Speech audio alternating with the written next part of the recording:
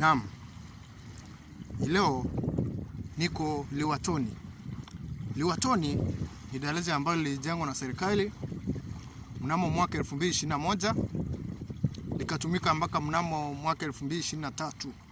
Baadaye likaja kufungwa na serikali kwa sababu za usalama wa wasafiri ama wale ambao walikuwa wanafuka kutoka ule upande mwingine wa mji kuja upande wa Likoni. Kwa hivyo mnapoangalia ni daraja ambalo limejengwa kwa ustadi, daraja ambalo linatoka ule upande mwingine na kuingia upande wa Likoni. Ukiangalia hapo mnaona shughuli za uvuvi zinaendelea. Ule ni upande mwingine wa mji wa Mombasa. Huku chini ukiangalia ni upande wa Kenya Ports Authority, yani Kilindini. Kwa hivyo wapenzi watazamaji, naomba muendelee kunifuatilia kwa mitandao yangu kama Kemikali.